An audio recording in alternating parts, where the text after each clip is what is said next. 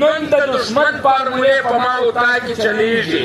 زه د خپل د څنګ ملګرو ته وایم چې ولې نه پوهېږې ستا په غوږ کې چې هر څوک خبره درکوي. یاره لږ سوچ وکړه، ته پر دې سټېج راولاړ شې، پر دغه سټېج دا یو مقدس سټېج دی، پر دې سټېج باندې چې هر خبره کوي باید لږ سوچ او فکر وي. خدایه مکه که موږ ناکامه پاته سو نو دغه وطن کې به روزګار څه وي، د دې وطن د بچانو مستقبل به څه وي. یا خو دغه ریاست د لویه سره موږ نظر اندازه کړي یو. زما او ستا وطن ته خوراکي مواد په پرمخ را روان دي. دوی په انګلیس کې دا وایي چې ډیوایډ اینډ رول، سره تقسیم یې کړه بیا حکمراني پر وکړه.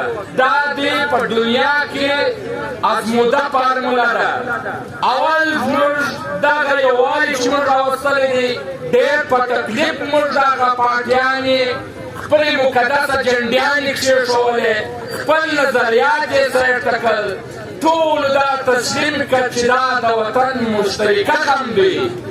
موږ پر دغه باندې سره یو سو چې وروره دغه دروازه باندې که پاسپورټ لاګو سو نو دا یې کار د یوې پارټۍ نه، د یو قوم نه، د یو قبیلې نه، بلکې دا د کندهار څخه بیا تر کوټې پورې دلته چې څومره پښتانه پراته دي دا د هغو پښتنو په مابین سره پرې کېدلي، دا یو دوه وروڼه سره پرې کېدلي، دا د یو پلار او زوی ترمنځ پرې کېدلي. نو پر دې موږ سره یو سولو. نن د دشمن فارمولې په ما او تا کې چلیږي. زه د خپل د څنګ ملګرو ته وایم چې ولې نه پوهېږې ستا په غوږ کې چې هر څوک خبره درکوي. یاره لږ سوچ وکړه، ته پر دې سټېج راولاړ شې، پر دغه سټېج دا یو مقدس سټېج دی، پر دې سټېج باندې چې هر خبره کوي باید لږ سوچ او فکر وي. دلته د هر نظریې خلک سره ناست دي، په دغه سټېج په دغه بیندار کې چې ناست دي ستاسو څه فکر دی چې دا د یوې پارټۍ خلک دي، د یوې نظریې خلک دي.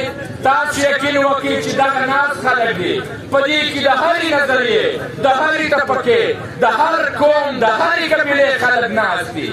نو ما او تا ته هم شرم پکار دی چې د هرې پارټۍ یو، د هر ګوند سره تعلق لرو، د هرې نظریې خلک یو.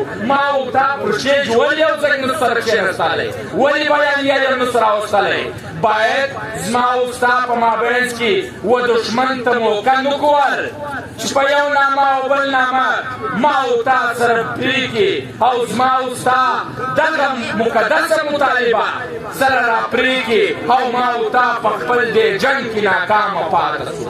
خدایه مکه که موږ ناکامه پاته سو نو دغه وطن کې به روزګار څه وي، د دې وطن د بچانو مستقبل به څه وي. یا خو دغه ریاست د لویه سره موږ نظر اندازه کړي یو. زما او ستا وطن ته خوراکي مواد په پرمخ را روان دي. ولمه ورځ دا کساب یونین هم ناست و پرنچ کانفرنس بیت کړی. تاسو به لیدلي وي چې ستاسو وطن ته غوښې نه راپرېږدي، ستاسو وطن ته بره نه راپرېږدي، غوړي نه راپرېږدي. یا خو د لویه سره د ریاست څخه نظر انداز دی. بیا د بلې خوا که پر تا د بارډر دغه روزګار ودرېږي یا دغه بارډر پاسپورټ پر تا باندې لاګو سو، ستا رشتهداري پرېښولې، ستا روزګار ختم سلو، ستا به دلته په ژوند تېرېدو کوم داسې څه وپاته وي. تاسو یقین وکړئ، تاسو یقین دا وکړئ چې هر سړی به بیا په دې خوشحالي چې د دې وطن څخه ولاړ شي، یا به خپل لیکو افغانستان ته ځي، یا به ځي په هغه څنګ پنجاب کې د هغه تورلېنګیانو مزدوري به کوي. زه خو خپله د تورلېنګي مزدوري مې نه پر بچي پېرزو ده، نه مې پر دغه ننګیالي افغانانو پېرزو ده، نه یې په خپله دا غلامي برداشت شوی څو. زه به لیکو افغانستان ته په خپله به ځو، د دې دښمن د خبره کوو.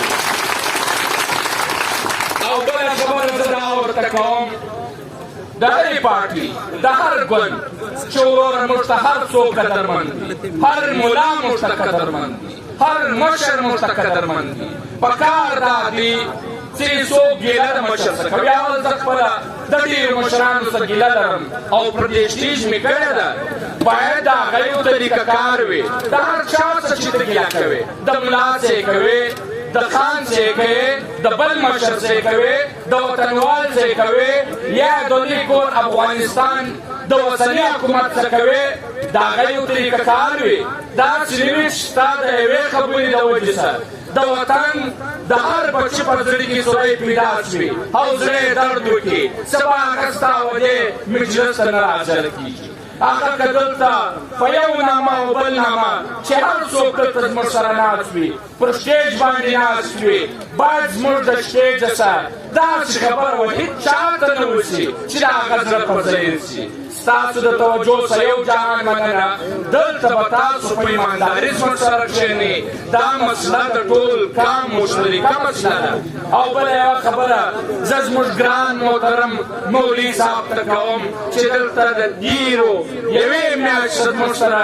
خواري او تکلیف کړی دی زه د ده د هرې ګانټې د هر یو منټ د زړه له کومې څخه هغه منو د هغې خدمت منو خو باید د څنګ وهر ملګري ته وایو دلته چې هره یوه خبره کېږي هغه چې په مشاورت وي یا په اختلاف نه راځي نو موږ دغه مولوي صاحب ته وایو چې ته چې هره فیصله کوې وروره راسه د کمیټې سره کښېنه بیا دغه پرلت راغونډ شوي د څه دپاره دي او دلته بیا ما ورته نورې فارمولې راوړو دا خو زما او ستا په خپله پس کې توړ راځي یاره چې هره فیصله ده ما او تا به سره پر کښېنو ما او تا به په مشترکه د هغه ګټې او تاوان ته ګورو چې د هغه ګټه که ډېره وه راشه پر دې کام یې هغه فیصله سره لاګو کړو که چېرې د هغه تاوان و نو تاوان